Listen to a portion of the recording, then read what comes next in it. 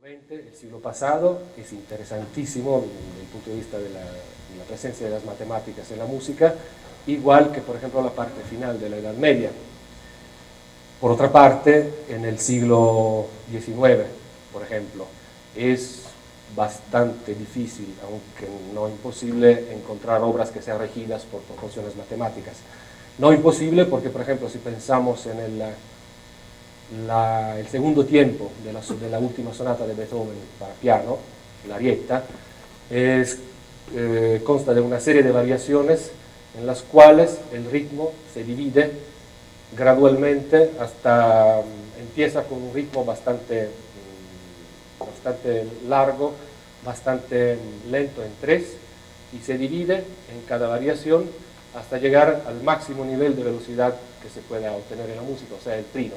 Y todo esto con divisiones graduales, con divisiones constantes. En el siglo pasado, bueno, estoy diciendo nuestro, el siglo XX ha sido un siglo de grandes rupturas y de grandes búsquedas, pero ha tenido un grave problema con las herencias del siglo pasado, o sea, del siglo XIX. En el cual se han establecido formas muy cargadas de determinismo, o sea, formas como por ejemplo la forma sonata, que son formas lineales, pensadas en sentido histórico, y en las cuales los acontecimientos, por ejemplo, del desarrollo o de la ripresa, que son la segunda y la tercera parte de la forma sonata, dependen directamente de los acontecimientos de la exposición, que es la primera parte, y que decide de manera, yo creo, bastante determinista de toda la forma que sigue de la pieza. Este pensamiento es esencialmente el pensamiento de la sonata, es alemán, de derivación alemana, y es esencialmente moderno, porque no existe antes de 1750, digamos.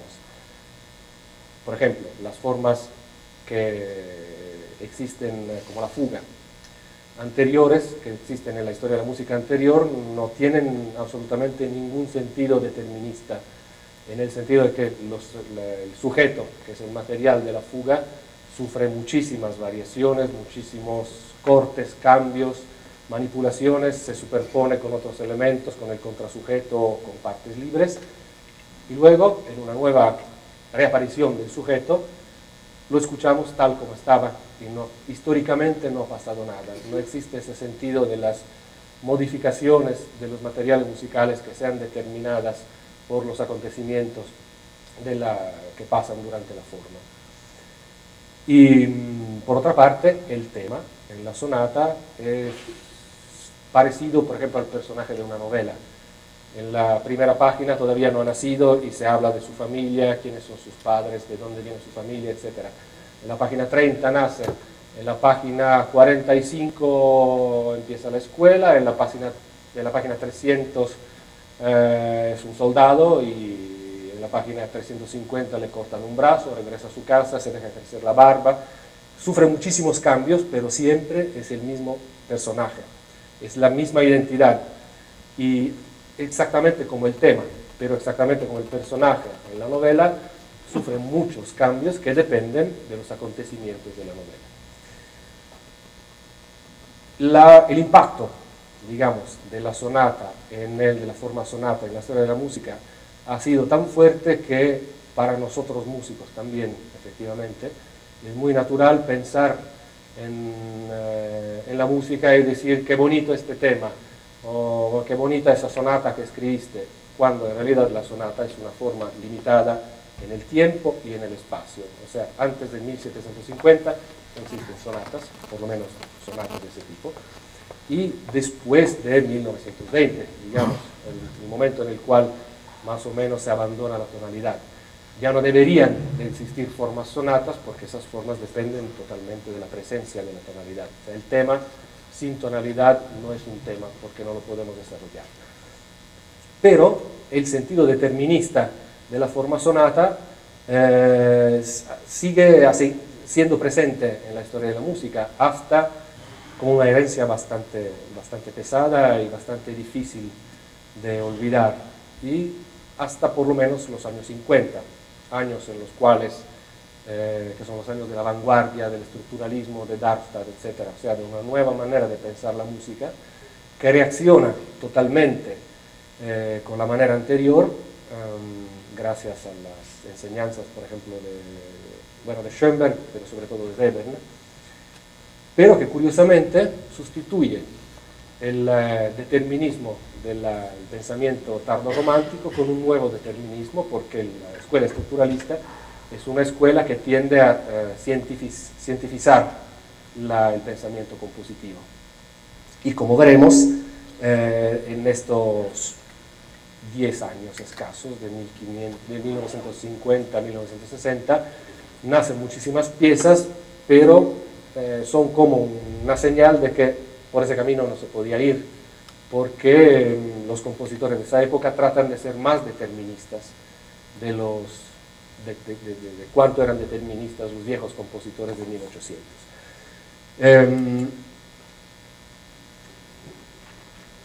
Sí, otra parte de la introducción. Hay que decir que, antes de analizar las piezas y ver los compositores, que en la música las matemáticas en realidad se relacionan sobre todo con dos, podríamos decir, parámetros, con dos campos de acción, esencialmente con la inspiración y obviamente con la técnica.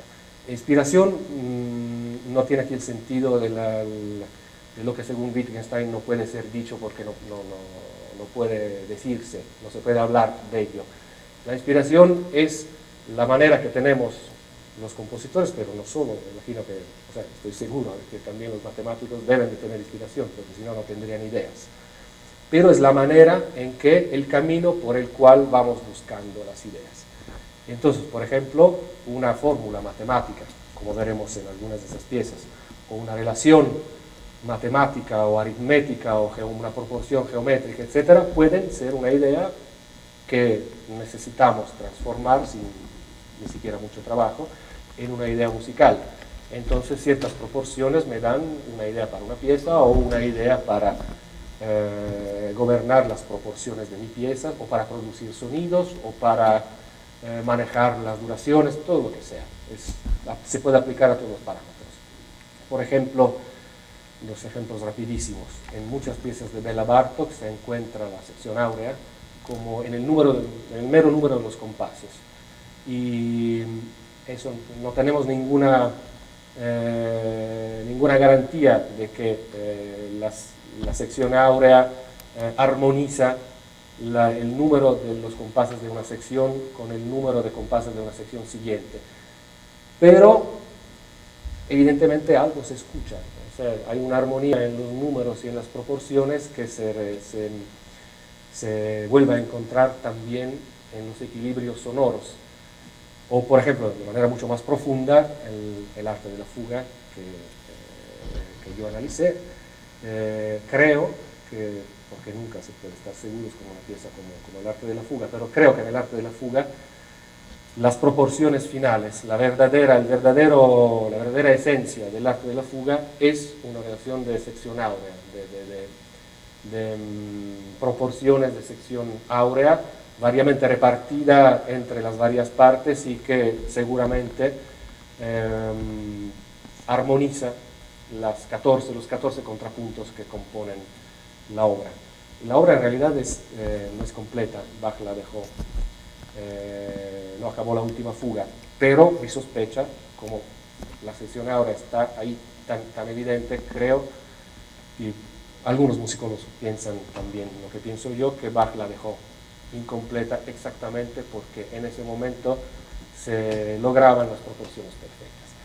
Bueno, ya, como es demasiado como ejemplo. La inspiración y la técnica. Obviamente, la técnica, las matemáticas me pueden ayudar cuando estoy buscando la manera de trabajar un material. Por ejemplo, una de las piezas de John Cage, que es un compositor del cual vamos a hablar también hoy, que son las sonatas e interludios para piano preparado, son muchas piezas pequeñas. Disculpen, es que no sé cuántos músicos y cuántos matemáticos hay. Pues el piano preparado es un piano normal, un piano de cola, preparado en el sentido que entre las cuerdas se insertan objetos de varias naturaleza, de varios materiales, de papel, de cartón, de metal, de vidrio, etc., para que tocando el piano salgan sonidos que no pertenecen al piano. Algunos se parecen a sonidos de música electrónica, otros se parecen a sonidos de flauta o de arpa, etc. Y en esta obra, para piano preparado, Cage usa proporciones simples, proporciones aritméticas. Por ejemplo, la primera pieza, si no me acuerdo mal, se basa sobre un conjunto de números, 1, 3, 2, 3, 4, 1, etc. Y la serie numérica, la secuencia numérica, proporciona las alturas, las duraciones, la extensión de los compases, un cuarto, 4 cuartos, 3 cuartos, etcétera, como si fueran pequeños contenedores. O sea, la fórmula, digamos, la fórmula de las piezas es aritmética. Y eso es muy útil porque simplemente, bueno, para un compositor, creo para todos, es importante ahorrar trabajo cuando ese trabajo no es necesario. Entonces, si tenemos una herramienta que ya esté lista, las fórmulas matemáticas nos ayudan mucho. Y creo que todos los compositores han usado más o menos, más de una vez, fórmulas más o menos complejas o leyes matemáticas o aritméticas para ayudarse con la producción del sonido. Bueno, entonces, la primera parte relativa al determinismo fuerte y determinismo débil. No es necesario que defina lo que es el determinismo fuerte y el determinismo débil, ¿verdad? Bueno, pues el determinismo fuerte es esencialmente un pensamiento que no admite el azar. Y el futuro, dice que el futuro está totalmente predecible a partir de los acontecimientos del pasado. Eso pasa también en música. Por ejemplo, no solo, como decía antes, en los compositores de los años 50, en los compositores estructuralistas, y luego voy a hacer un ejemplo de este tipo de pensamiento, sino también en la música de la Edad Media, del Renacimiento, o por ejemplo en formas muy complejas, muy rigurosas y muy codificadas, como por ejemplo el canon. El canon es una forma musical que creo todos conocen, en la cual un antecedente propone cierta melodía, una línea, y tras varios compases, otra línea que se dice consecuente, o más líneas, en este caso los consecuentes, reproponen exactamente el antecedente o al mismo intervalo o a distancias, por ejemplo, de segunda, de tercera, de cuarta, de quinta, y mientras la primera línea sigue ejecutando el antecedente, el consecuente se superpone en contrapunto doble o triple o lo que sea a la línea y se crea un conjunto de líneas que se están imitando. Obviamente es una técnica de escritura muy difícil, muy compleja, muy rigurosa y obviamente muy determinista, porque los acontecimientos del antecedente determinan de manera absoluta y sin ninguna posibilidad de salir del canon, a menos que el compositor mismo no corte el canon y haga otra cosa, pero todo lo que sigue está determinado por todo lo que pasa antes. Regresando al siglo XX, por ejemplo, hay una pieza muy importante que creo que es una de las piezas más rigurosas en sentido estructuralista. Bueno, no tengo aquí el ejemplo, pero es muy simple. Las notas del teclado del piano, los semitonos son 12. Entonces este compositor, Pierre Boulez, que es también un famoso director, decidió tomar 12 alturas, 12 duraciones, de la más pequeña, creo un 32avo, añadiendo cada vez un 32avo, hasta obtener una serie de 12 duraciones, 12 dinámicas, del piano con 4P al fuerte con 4F o algo así, y 12 maneras de ataque, normal, con acento muy fuerte, apoyado, staccato, ligato, etc. Todo esto encasilado en un cuadrado de 12 cuadraditos y combinando las casi infinitas posibilidades de combinación obviamente no las usa todas, hay cierta forma de selección, pero entregándose totalmente a la combinatoria del mecanismo. Es una pieza fundamental en la historia de la música del siglo XX, pero no es fundamental porque es una pieza bonita, es fundamental porque por primera vez probablemente se nota ahí que el máximo nivel de determinismo, en música por lo menos, coincide con un resultado que es totalmente parecido a un resultado casual. Ahora, ustedes están en el análisis de riesgos, pero para nosotros, para los compositores, el único riesgo es escribir una pieza fea, o una pieza que no funciona, evidentemente, y ese riesgo no se puede analizar, porque depende,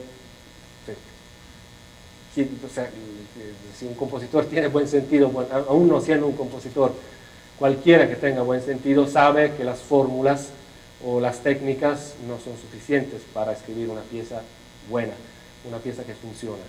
Entonces, la posición más normal en música, digamos, mi posición también como compositor, es la de un determinismo débil. O sea, yo, obviamente, pretendo que lo que pasa en el último compás de mi pieza tenga relación con lo que pasa en los otros 500 compases, evidentemente, porque estoy buscando una pieza que tenga, estoy construyendo una pieza que tenga sentido. Pero también admito la existencia de eventos azarosos, como por ejemplo cuando estoy escribiendo para violín, me doy cuenta de que cuando el violín está tocando junto con el oboe, me gustaría tener ese instrumento una octava más arriba o una octava más abajo. Eso el código no lo puede prever. O bueno, si trato de prever esos momentos musicales con el código, necesito 4 años y medio para escribir el código, y es un trabajo totalmente inútil, me lo puedo ahorrar, porque mi buen sentido, mi técnica de compositor, pueden trabajar esos detalles al momento y, como decir, empujar al código hacia la dirección que yo quiero. Y regresando un segundo al determinismo fuerte, es claro que en la música el total determinismo coincide con el área más completa. Y otro compositor, que es John Cage, que escribió, por ejemplo, la pieza de la cual vamos a hablar, que es Music of Changes, la escribió en vez que buscar series de 12 sonidos y series de 12 duraciones o ataques o dinámicas, simplemente abrió el libro de Lee King y empezó a lanzar la moneda, obviamente construyéndose un buen sistema inventando un sistema de relacionar el azar de las monedas con los resultados, luego lo voy a explicar mejor. Pero lo curioso es que cuando por primera vez Cage presentó su pieza en Europa, todos pensaron que se trataba del primer estructuralista americano, o sea, confundieron el resultado musical que dependía del azar o de las probabilidades con la obra de un compositor cientificista, estructuralista, igual que los europeos. Cuando se dieron cuenta los estructuralistas que así no era, empezaron a pensar que probablemente no valía la pena, como decía yo antes, de trabajar para lograr un resultado que no se puede alcanzar. Para nosotros el determinismo y el área son como realmente como un círculo. Cuando más estoy tratando de llegar del otro lado, cuanto más me regreso del mismo lado de donde estoy viniendo, y si soy totalmente determinado o si soy totalmente indeterminado, mis resultados coinciden. El determinismo débil es una posición mucho más humana, yo creo, por lo menos en la música, porque como expliqué antes, se trata de decidir 2 o 3 cosas que sean importantes, y bueno, es lo que siempre digo a mis alumnos, se aburren mucho, pero son cosas realmente simples. Decide las 3 o 4 cosas que son importantes y esas las determinas, y esas son tu código, por lo tanto tienes que respetarlo como si fuera un código moral. Eso para nosotros es determinismo. O sea, si usas esas notas, en la segunda página de la pieza no puedes añadir notas porque no te gusta cómo suenan. Eso sí, si no te gustan cómo suenan las notas, significa que el código está equivocado. Retoma el inicio de la pieza y vuelve a inventarte otro código que funcione. Pero si yo decido 2 o 3 cosas que funcionan, por ejemplo, las dinámicas, las alturas y los ritmos, puedo jugar más libremente con los timbres. O si me obligo a una escritura muy rigurosa en sentido rítmico y armónico, puedo jugar libremente con los instrumentos. Y no creo que esa sea improvisación, es simplemente dejarle un margen de libertad a parámetros que no necesitan de ningún rigor, porque su rigor, el rigor de estos parámetros, digamos, secundarios, depende del rigor de los parámetros primarios. Pero también podríamos definir determinismo débil, un estilo de escritura como se encuentra en 1300 o 1400 en compositores como Guillaume de Machaut.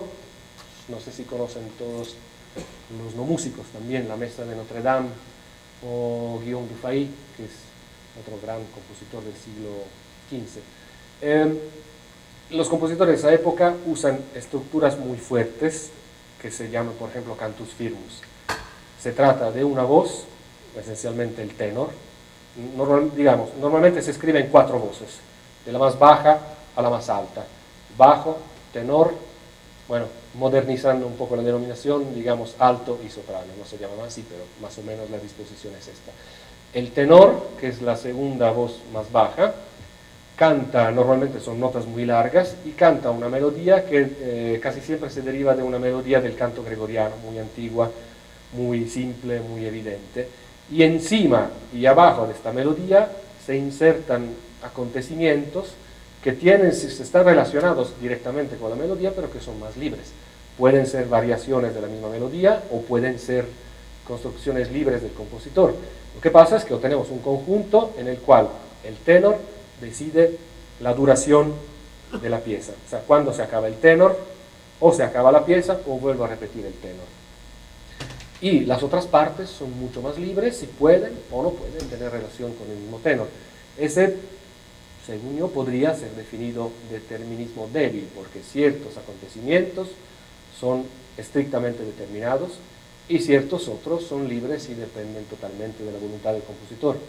O dependen de elementos igualmente rigurosos, pero que no se pueden predeterminar. Por ejemplo, el texto de la misa. Cuando llego a un cierto punto y tengo que cantar un aleluya, obviamente no lo puedo cantar con la misma actitud vocal con la cual canto un Kyrie. El Kyrie es casi penitencial, ¿no? Y el aleluya expresa mucha joya, mucho contento, se les dan gracias al Señor, etc. Tienen que ser diferentes musicalmente, y por lo tanto, si tengo mi tenor, obviamente los colores tendrán que cambiar mucho, la manera de cantar también. Bueno, entonces, sí, creo honestamente que el determinismo débil sea la forma de pensamiento musical más frecuente en todas las épocas. Y solo en bueno, el alea también, pero a mí no me gusta mucho el ejemplo de Mozart, que usa los dados para componer un minuete, y bueno, aunque sí es cierto, pero no es fundamental en la vida de Mozart. Y el alea siempre ha sido considerado como un juego, digamos, y la estocástica todavía no tenía esa denominación, y el probabilismo probablemente era una manera normal de escribir, siempre hablando, y ahora voy a poner un ejemplo para que sea un poco más evidente lo que estoy diciendo. El probabilismo en música, en ciertas épocas, no se podía definir como probabilismo porque era la manera más obvia en que todos los compositores tenían que escribir. Por ejemplo, siempre regresando a la misa, en el lenguaje de la misa, el pecado mortal para un compositor era repetir lo que ya había escrito, o sea, repetir 2 veces un fragmento o una melodía, y escribir un individuo melódico demasiado evidente que pudiera distraer la atención de la contemplación de la misa. Entonces, en la misa todas las partes no deben ser demasiado evidentes, y no tiene que haber repeticiones porque si no el oído no reconoce, y es una simple ley de probabilidades. Yo trato de no repetir y de usar probabilísticamente todas las notas del modo que estoy usando con igual frecuencia, sin repetir ninguna, porque si no, si una nota aparece más que las otras notas, la reconozco y me identifico con esa nota como centro tonal, y obviamente no puede ser ausente, porque igualmente si una nota no aparece, la identifico como centro tonal negativo. Entonces, probabilísticamente todas las notas del modo tienen que aparecer. Obviamente los compositores de la época no definen eso como probabilismo, pero eso es esencialmente. El esfuerzo es el de no pensar, de no seleccionar, de actuar negativamente en relación al reservoir de notas que el compositor tiene. Y para que sea claro, por ejemplo, podemos escuchar un trocito de la Misa Lombardme de Dufay. Credo in Deum.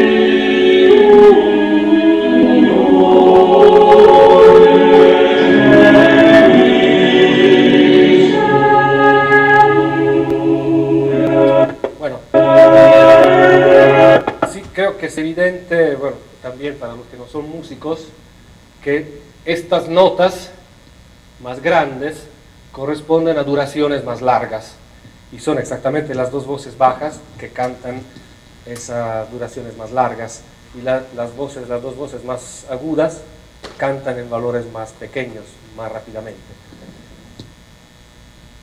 No creo que hay ningún músico que pueda escuchar una vez la parte de esta misa y cantarla exactamente como es, o aprenderla de memoria, simplemente porque no hay manera, no es demasiado, realmente todas las notas aparecen con igual frecuencia y hay una balance de registros que no es ni demasiado agudo ni demasiado bajo, todo realmente parece gobernado con las leyes de la probabilidad, y ese es exactamente el intento del compositor. En este caso, pero de todos los compositores de la época, no repetir, no dejar objetos demasiado evidentes y dejar un paisaje sonoro que, según la estética de la época, dejaba espacio para la contemplación. Regresando otra vez al siglo XX, y después de los 10 años más o menos del estructuralismo, del 50 al 60, cuando los compositores se dieron cuenta de que había otros compositores que podían escribir las mismas cosas que escribían ellos, pero utilizando métodos totalmente diferentes, sino opuestos a lo mejor, se dieron cuenta de que probablemente estaban perdiendo informaciones preciosas. O sea, la preocupación de establecer un nuevo lenguaje, una nueva tradición, había sido demasiado fuerte. Se habían olvidado probablemente de las exigencias simplemente expresivas del lenguaje musical, y no es un caso que, por ejemplo, en los 10 años del estructuralismo no se haya producido ninguna ópera en música, que es el momento quizás más expresivo, en el cual el compositor necesita expresar lo que el texto de la ópera contiene. Bueno, hay varias maneras de reacción. Por ejemplo, el mismo Boulez, el que compuso las Structures, trata de usar un poco el alea, pero según el compositor mismo dice, trata de usar un alea controlada, que no significa nada. Muchas de sus piezas, nada más en la partitura, ciertas secciones instrumentales no están bien superpuestas con otras secciones, lo que quiere decir que el director puede dar azarosamente, como él decida, el ataque a una sección de la orquesta para que no toquen juntos. No sé si se puede definir alea, seguramente es algo bastante, yo diría bajamente probabilístico, porque no es una cuestión compositiva, simplemente dejarle un poco más de libertad al ejecutante, pero quitándose la responsabilidad de esa libertad. O sea, el compositor no tiene ninguna responsabilidad de esa libertad, es el director o el ejecutante que decide, pero no me parece una actitud productiva, digamos.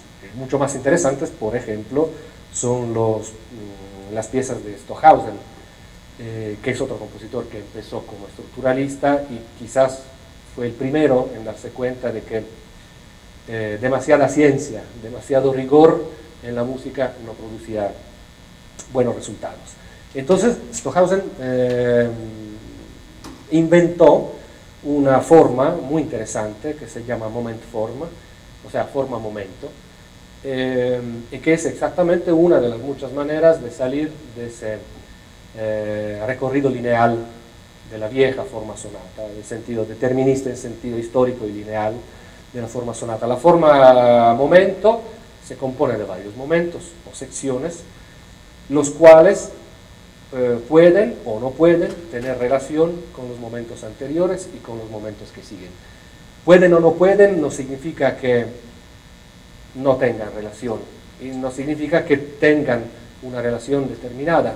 Por ejemplo, pueden tener una relación porque se modifican las alturas, o porque es una relectura de ciertas partes de la sección anterior, o simplemente porque es una sección que corta totalmente de manera dramática con la sección anterior. Por ejemplo, hay una pieza de Stockhausen en la cual una de las secciones es simplemente la orquesta que aplaude, y obviamente eso no es nada puramente musical, es más una actitud expresiva, pero cuando la escuchamos dentro de una pieza que tiene otras partes, ese momento de ruptura, digamos, es como un hueco dentro de la pieza, y la percepción del que está escuchando la pieza es totalmente desviada, no sabe qué esperarse. Los primeros ejemplos de moment form que vamos ahora a escuchar son una pieza para percusión sola, para percusionista solo, que se titula Zyklus, o sea, ciclo en alemán, y otra pieza muy bonita, por otra parte, que se titula Refrain, y son ambas del 1959. Pero aquí sí, probablemente es más claro, sí, seguramente es más claro que mi definición, la definición que dio el mismo Stockhausen de la forma momento, de las relaciones dentro de la forma momento. Y él dice que las relaciones son flexibles, mutables e instantáneas. Cada evento sonoro, aunque parte de una estructura o de un proceso, puede existir de por sí, sin que su validez dependa de una estructura o de esa estructura o de ese proceso al cual el evento pertenece.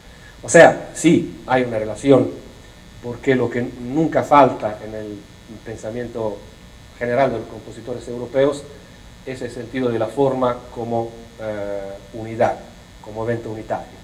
Pero dentro de esa forma, las articulaciones y sobre todo las relaciones entre las partes, que son quizás de lo más interesante que un compositor pueda tratar de manejar, son flexibles, o sea, pueden ser de varias natura, son mutables, pueden cambiar, una parte que tiene una relación muy estricta con otra parte, yo la puedo programar al final de la pieza, cuando la primera sección está al inicio de la pieza.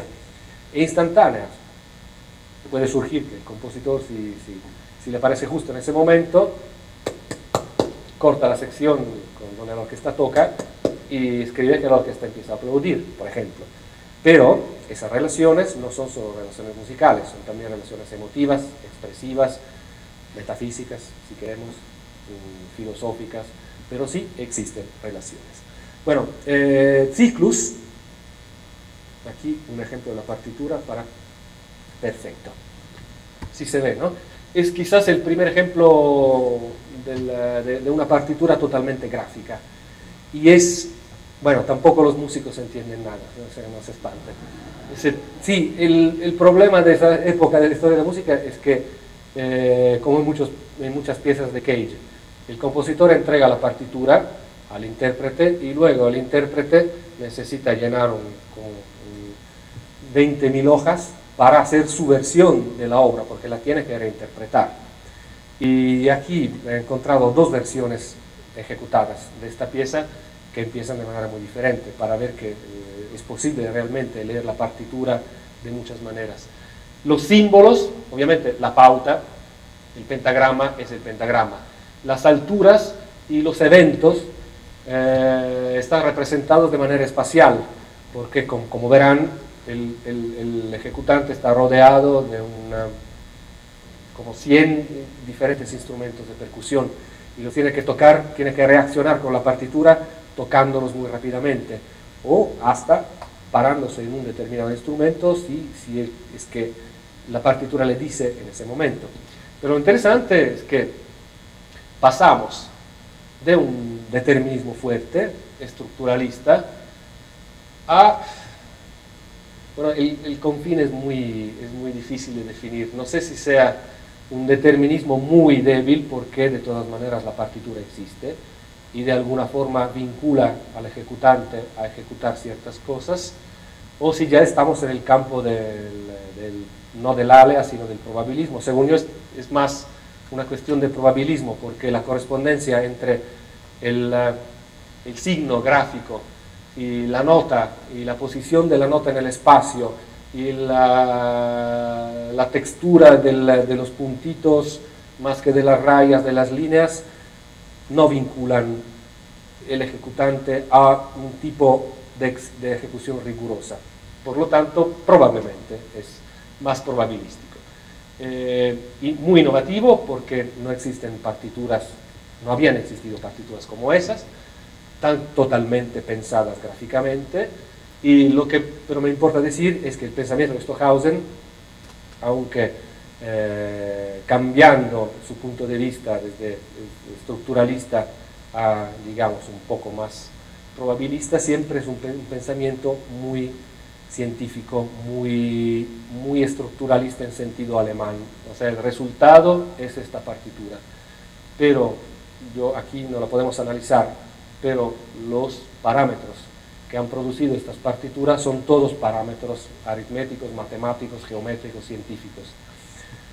Bueno, de la partitura a la ejecución, primero el gran Steve Schick.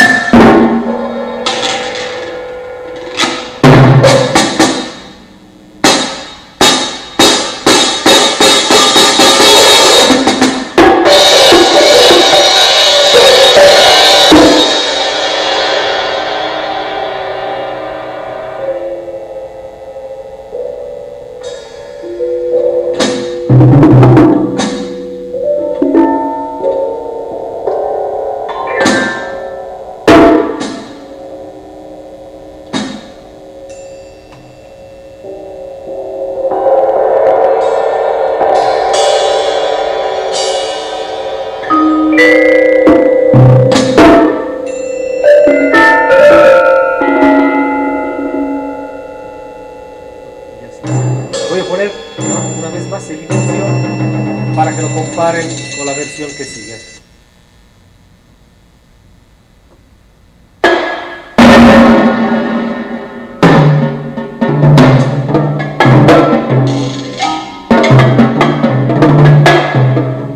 Perfecto, aquí hay otra versión.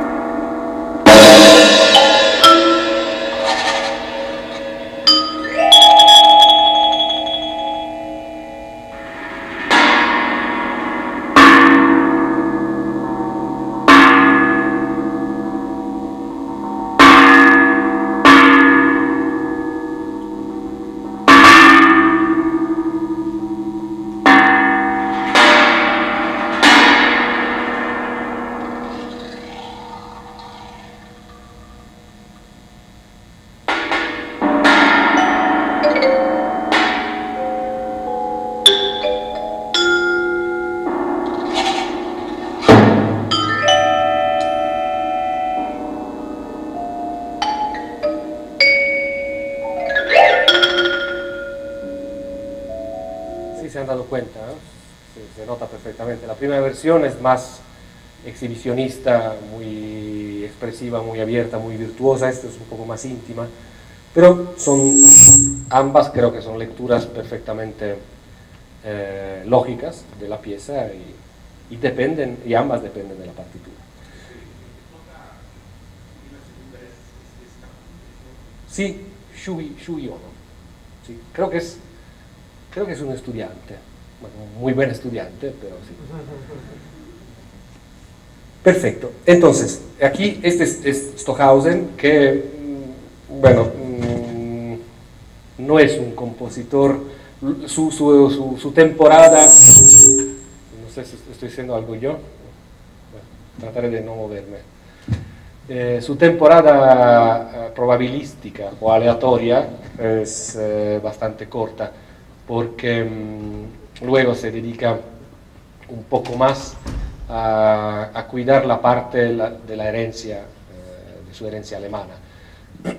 Y es realmente un compositor con un sentido formal muy fuerte y después de los años 60 logra una nueva manera de componer, que es la Formeltechnik, la técnica de las fórmulas, gracias que es absolutamente determinista, en el sentido de que de una fórmula central pueden ser 3 compases, pero perfectamente terminados en todos sus aspectos, puede derivar una ópera de 4 horas, por crecimientos, variaciones, multiplicaciones, manipulaciones, etc.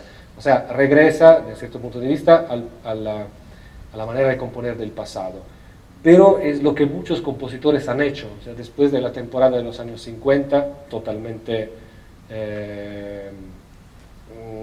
cientificizada,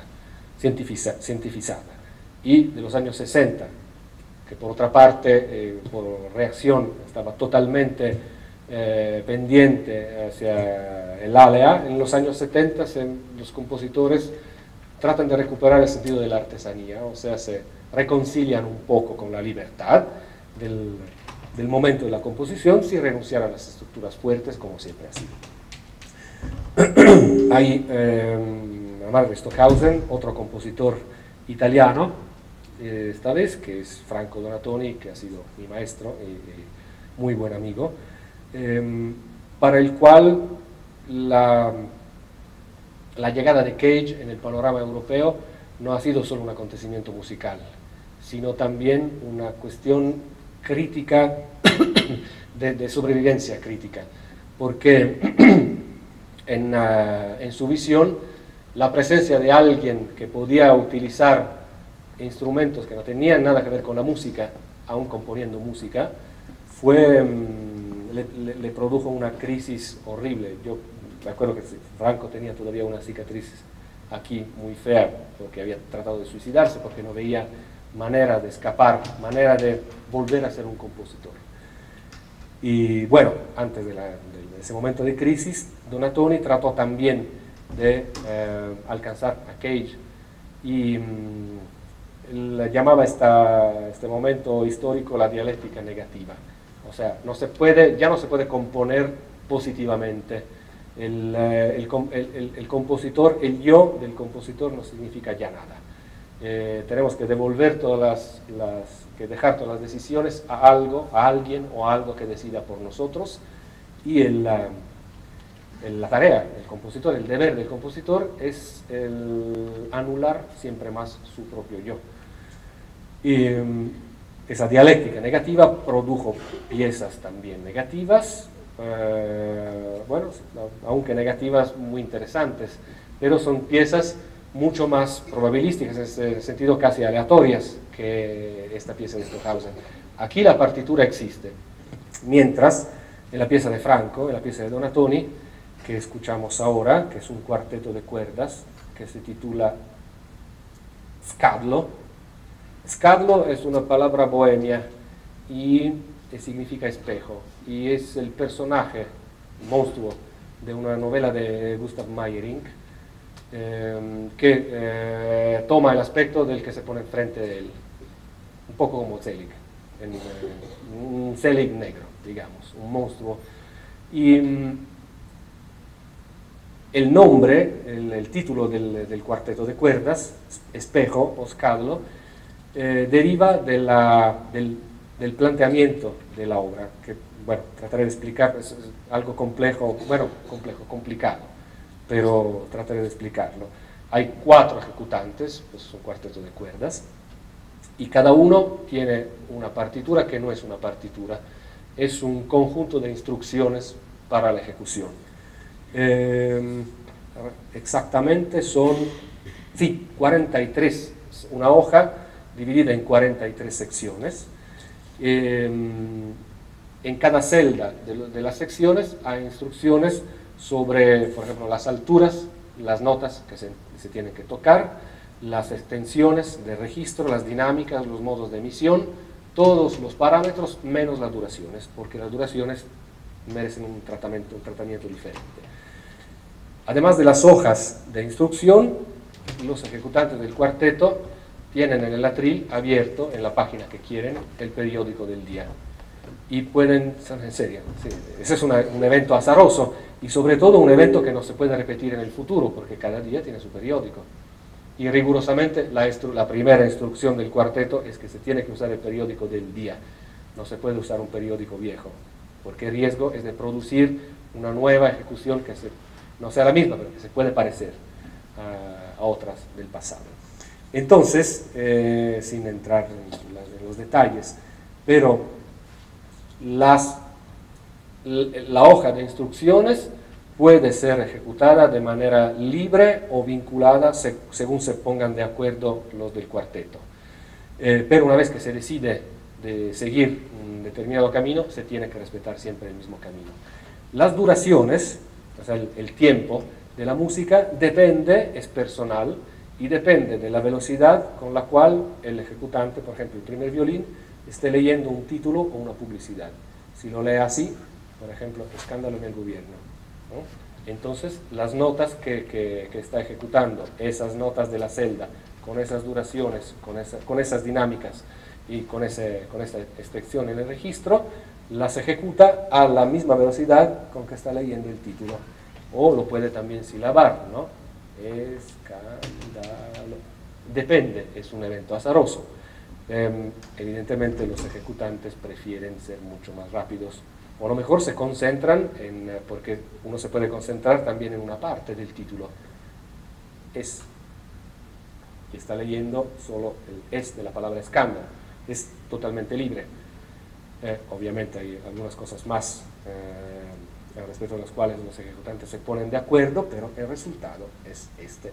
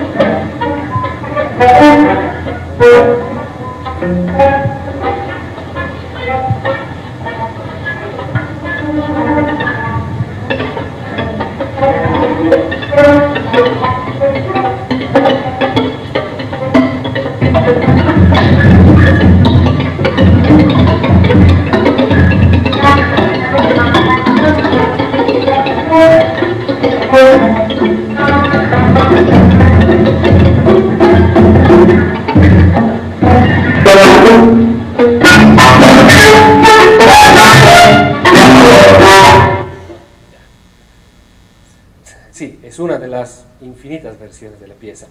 Lo que me parece importante decir es que el proceso de invención es muy riguroso. O sea, no puedo enseñar la partitura porque no hay partitura, evidentemente. El proceso de invención es absolutamente riguroso, pero el resultado del proceso de invención es alejar el compositor de su propia obra, de manera que el compositor es un inventor de algo que puede ser tocado infinitas veces sin repetir ni una, sin que ninguna de las ejecuciones se parezca a las otras.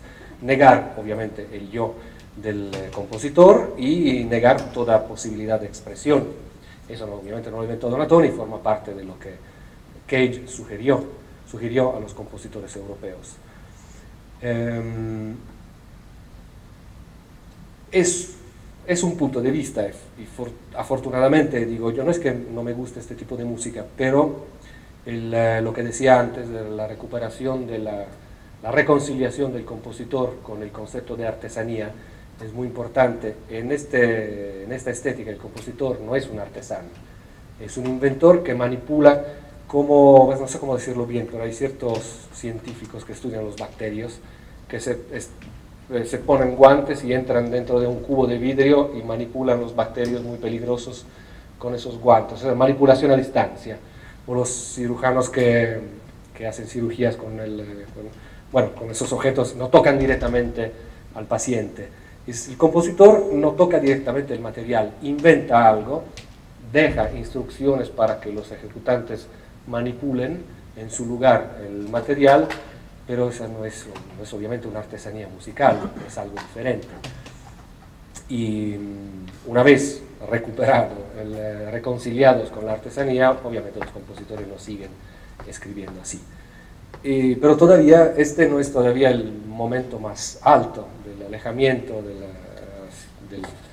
de la artesanía y de la afirmación del alea o de las probabilidades, porque todavía tenemos que hablar de Cage, que precisamente, según le dijo su maestro Schoenberg, con el cual estudió, no es un compositor, o bueno, puede componer y compone tal vez muy bien, pero es esencialmente un inventor, o sea, inventa mecanismos perfectos, tan perfectos que hasta los compositores europeos no pudieron distinguir, no pudieron entender su técnica compositiva. La estética de Cage es bastante, bueno, normal, creo, para una persona nacida y crecida en Estados Unidos. Un poco rara, porque para nosotros en Europa, que tenemos todavía el peso de la herencia, es difícil librarse de ciertas cosas.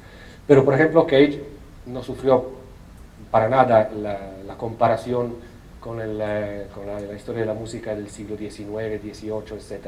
Al contrario, se pone como en contra de esta tradición y trata de destruir todo lo que queda, todo lo que quedaba en sus épocas, en la época en la cual él vivió, de la estética, de la técnica y de los puntos de vista de la estética romántica o clásica.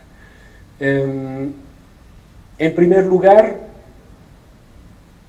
no está interesado para nada en el resultado, o sea, no le importa nada de cómo suenan sus obras. Escribe, le importa componer o más, le importa inventar, pero aparte que sus obras pueden ser tocadas, ejecutadas, leídas y suenan de muchas maneras diferentes, pero aunque no fuera así, el interés del compositor para el resultado sonoro de la ópera es cero. Y es él que postuló por primera vez que en su época el compositor no podía seguir componiendo, tenía que negarse a sí mismo las posibilidades expresivas y ser un simple o imitador de la naturaleza o un libertador de los sonidos. Un ejemplo, muy rápido, libertador de los sonidos. Hay una pieza que se llama Atlas Eclipticalis de Cage y que compuso usando ¿cómo se llama? El Atlas Eclipticalis 1950.0 de un astrónomo checo, un astrónomo checo, y con el Atlas delante, diseñando, o sea, poniendo puntitos más pequeños en correspondencia de las estrellas más pequeñas y puntitos más grandes en correspondencia de las estrellas más grandes.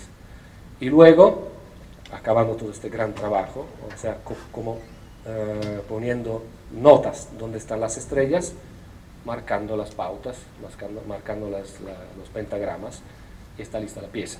Obviamente es una pieza totalmente aleatoria porque las notas no tienen definición ni instrumentación ni nada, y se puede ejecutar como orquesta, como muchas veces se ejecuta, la podría ejecutar un instrumento solista orientándose en el mar de las muchas notas.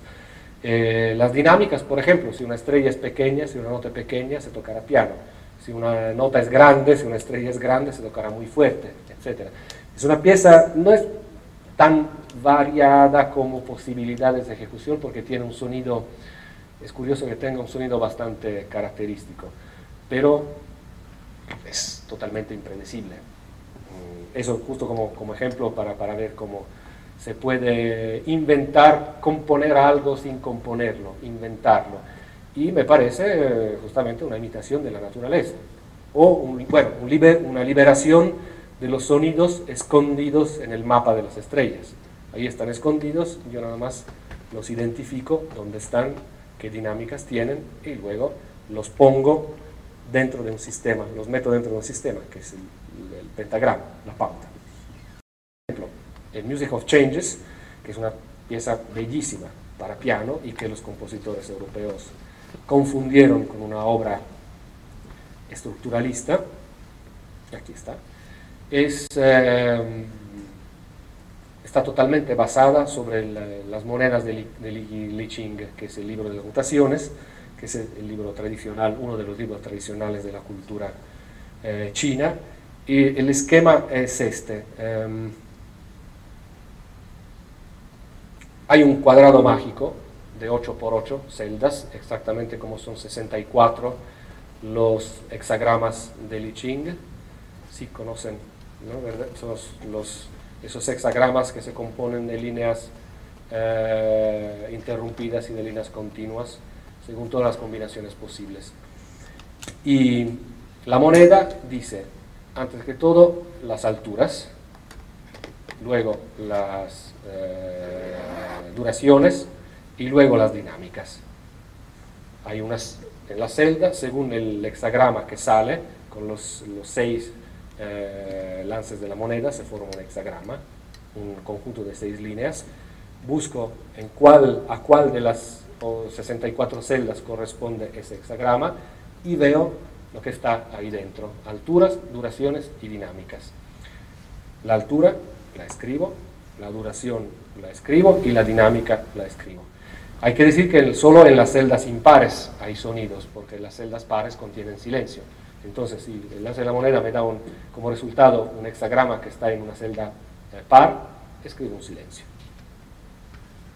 etcétera, y así se compone la pieza. No sé si tengo, no creo que no tengo un ejemplo en la partitura, pero el proceso inventivo es tan perfecto, o sea, la artesanía inventiva es tan perfecta que la partitura de Music of Changes, cuando la estamos leyendo así, más que a primera vista, es totalmente idéntica a como está escrita la partitura, por ejemplo, de la pieza para dos pianos de Boulez, de las Structures. No hay manera de distinguirlas. Y suena también bastante parecido. Bueno, los compositores de Darmstadt, que era un lugar de Alemania donde se hacían cursos de música y conciertos de la nueva música, todavía se acuerdan de Cage, que se quitaba los zapatos y se sentaba bajo un árbol y empezaba a lanzar la moneda y componía su pieza.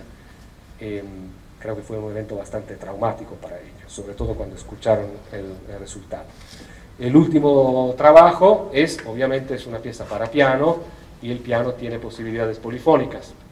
Por lo tanto, la invención del mecanismo dice que una vez que he escrito mi fragmento con sus notas, su dinámica y su duración, vuelvo a lanzar otra vez las monedas y me dicen la densidad, o sea, el nivel de polifonía, cuántas voces, de 1 a 8, según las celdas, siempre, y realmente no necesito nada más para componer.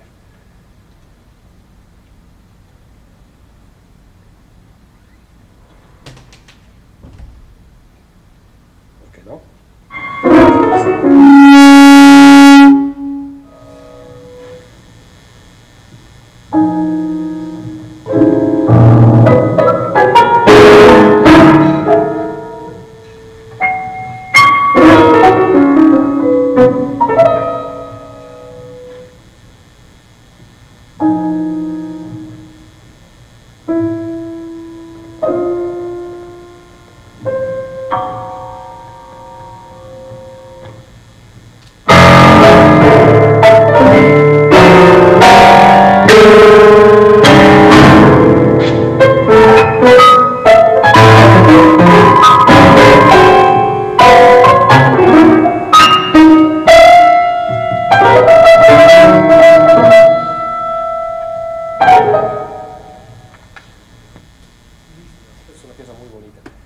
Estoy tardando un poquito y tengo obviamente que hablar de la tan deseada cadena markoviana, y aquí está, pero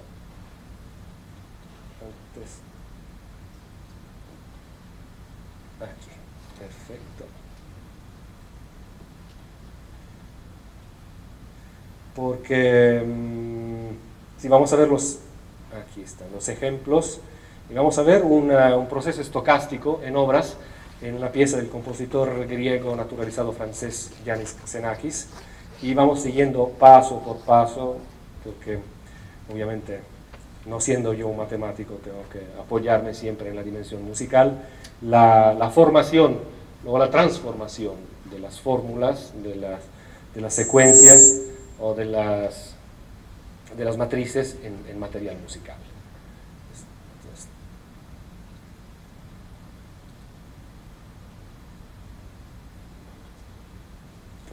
Perfecto. Y vamos a escuchar también la pieza. Perfecto. La pieza se titula Analogique A más B.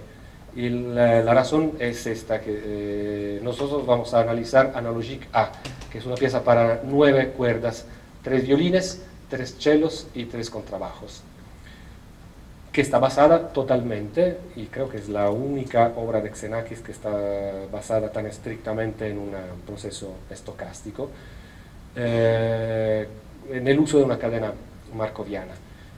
Acabando la pieza, el compositor vio que no le gustaba para nada, o sea, no estaba satisfecho, y escribió otra pieza, esta vez para electrónica, usando el mismo procedimiento, pero usando un instrumento totalmente diferente, que es la síntesis granular, que no se lo voy a explicar ahora, pero es una manera que se parece un poco como en música, es el equivalente de lo que podría ser el puntillismo o el divisionismo en pintura, O sea, con muchos puntitos yo puedo alcanzar esfumaduras de color muy diferentes de lo que son los meros puntitos. Hay granitos de sonido que se pueden cortar, dividir, juntar y que producen sonidos realmente diferentes de lo que se pueden producir con la instrumentación clásica. Bueno, Analogique A, que tampoco le gustó de por sí misma como pieza. Entonces la pieza final es Analogique A y B, las dos piezas sobrepuestas.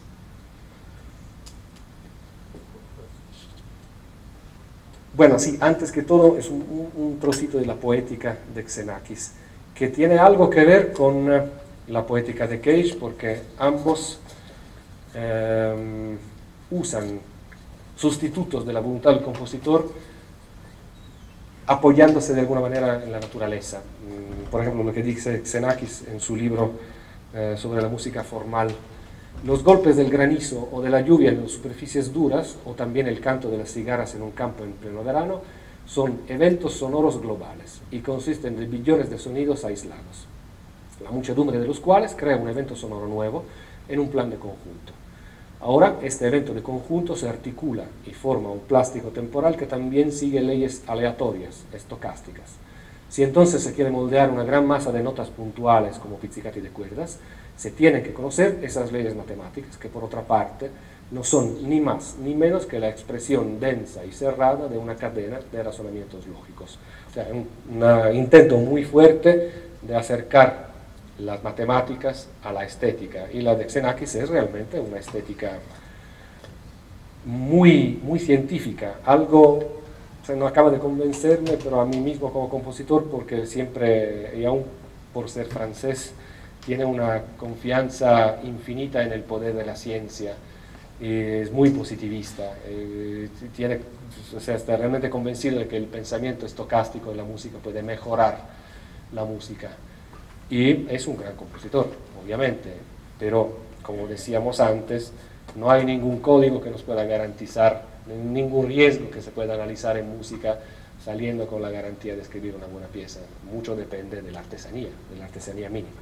Bueno, lo primero son las alturas. Tengo 9 cuerdas, si se ven, bueno,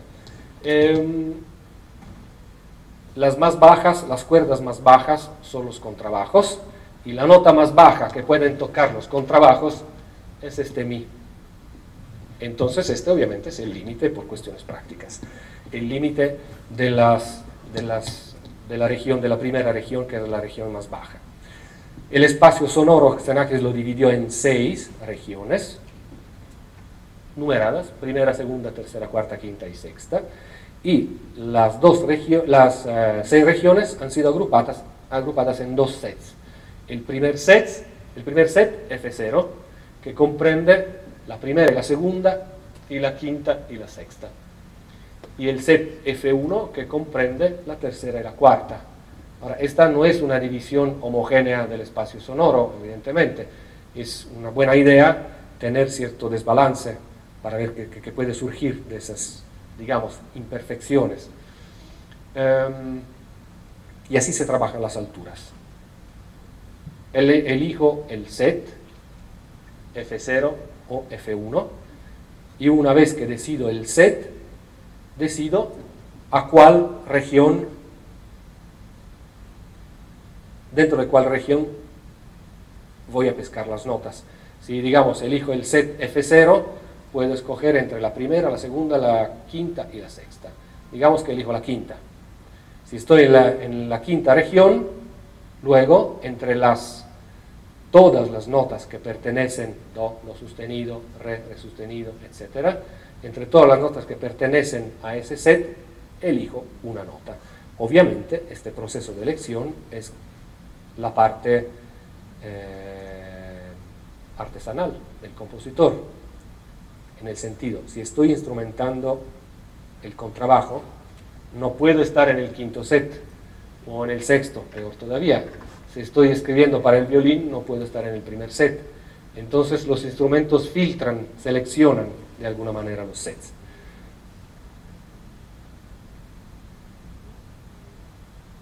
Las dinámicas, o sea, la fuerza del sonido, igual, hay tres valores: pianissimo, forte y más que fortísimo.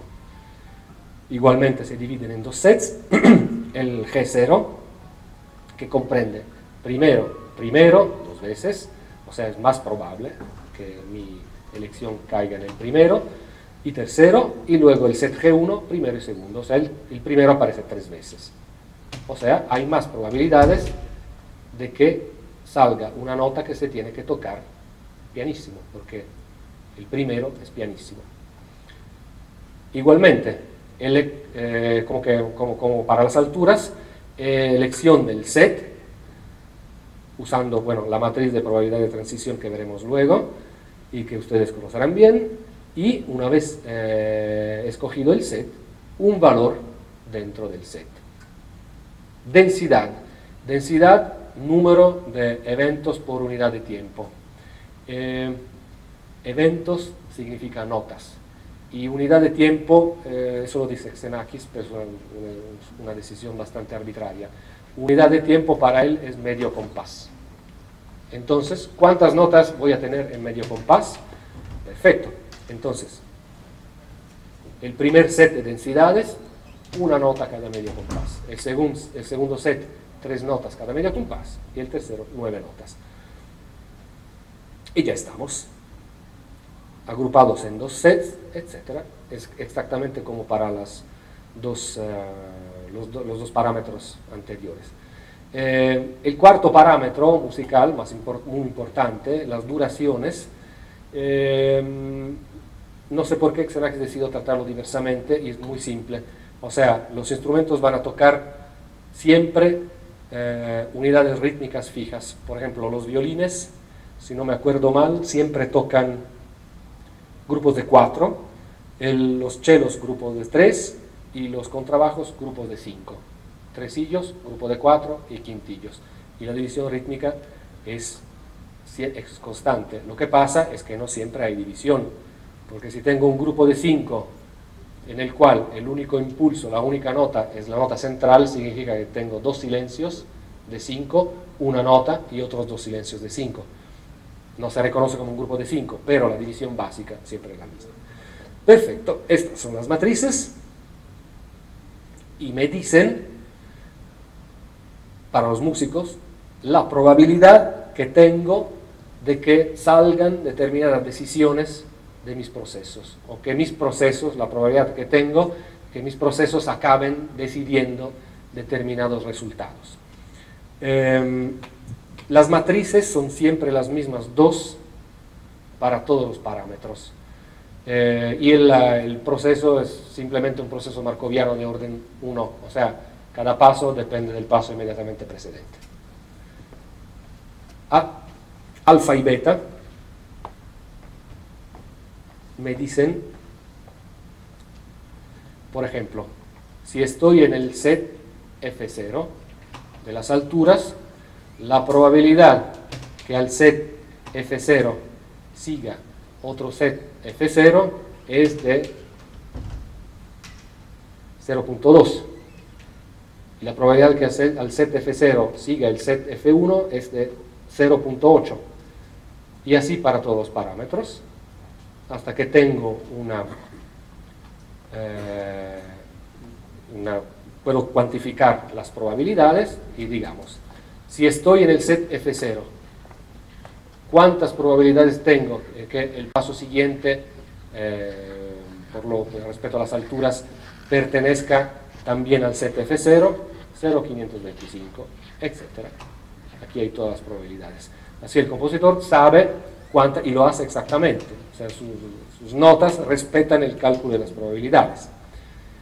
Sus notas, sus duraciones, sus dinámicas y sus densidades, obviamente. Y el paso final es decidir a cuáles de los sets están conectados con una consecuencia, con un determinismo riguroso, una correspondencia biunívoca.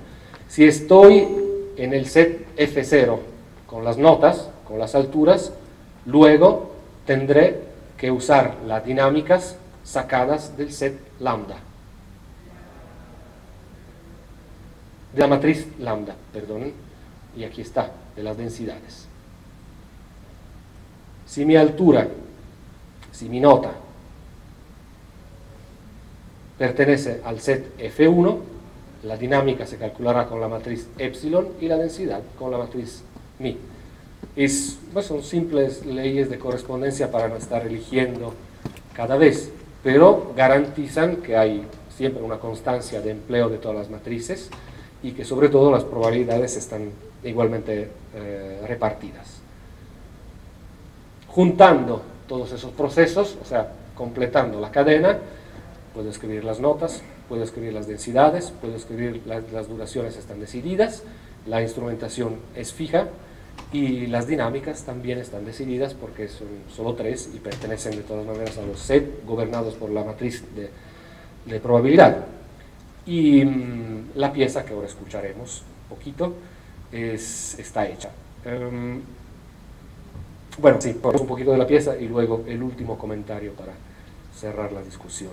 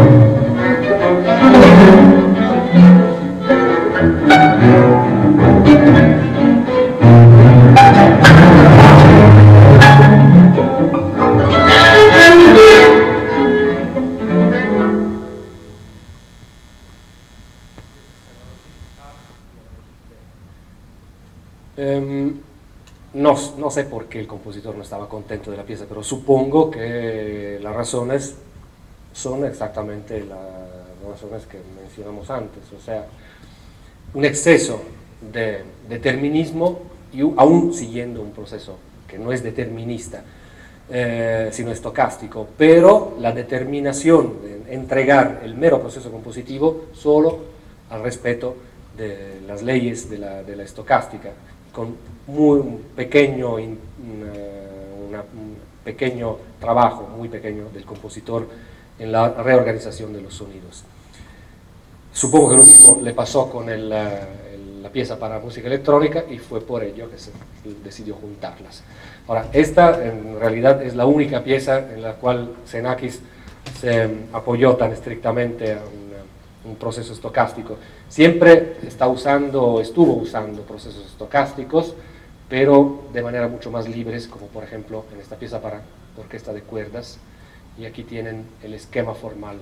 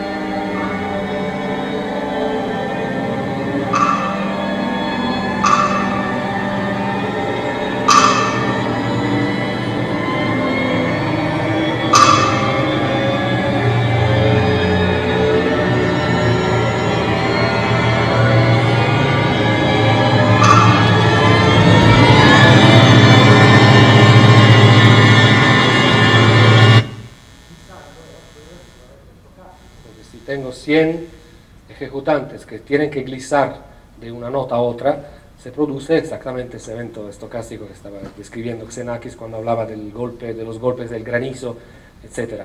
En ese sentido, su estética es muy sencilla, es una estética de imitación de la naturaleza, o sea, encontrar los procesos que nos permiten ser imitadores de la naturaleza o redescubrir, reproducir los sonidos de la naturaleza. Hay que decir que, para acabar, tenemos que, bueno, por lo menos hacer un balance, una evaluación general, o por lo menos lo tengo yo como compositor, que no soy un crítico y no soy un director y por lo tanto me tengo que expresar un pensamiento estético que obviamente tengo. La diferencia entre Cage y Xenakis es que en Cage un pensamiento relativamente simple produce un resultado sonoro muy complejo. En Xenakis, al revés, un pensamiento muy complejo produce un resultado sonoro extremadamente simple. La pieza para cuerdas y música electrónica no es simple de escuchar, pero sí es una pieza muy simple porque se basa siempre en una constancia de eventos que no cambian, no hay impredecibilidad. Mientras las músicas de Cage son totalmente impredecibles. Y mi pregunta que me hago yo mismo como compositor es, ¿vale la pena tener un pensamiento complejo para producir resultados simples? ¿O no sería mejor tener un pensamiento simple que produce resultados complejos? ¿O un pensamiento simple se merece producir resultados complejos?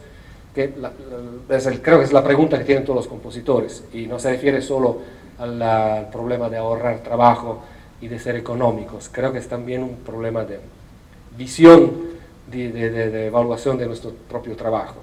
Creo que hay compositores que necesitan pensar mucho y que sin esa parte de pensamiento no pueden producir. En este caso es inútil reprocharse a Xenakis que tenga un pensamiento muy complejo que produce resultados simples, porque sin ese pensamiento complejo no existirían sus piezas. Y seguramente Cage, que no es un compositor, sino un inventor, no necesita un pensamiento complejo, no necesita pensar, como él dijo muchas veces, ¿no? Yo no pienso, ¿no? Me siento en mi cuarto, hasta se hizo construir, creo, un cuarto como anecoico, como se dice, bueno, aislado de ruidos, y se sentaba dentro del cuarto y escuchaba los ruidos que podía escuchar, por ejemplo, el latido de su corazón o el ruido de la sangre en las orejas. No necesitaba pensar, pero evidentemente su manera de reaccionar a la falta de pensamiento correspondía a una real exigencia del compositor. Bueno, espero que, no sé si he sido claro, pero les agradezco una vez más la invitación y bueno, espero que no se hayan aburrido demasiado.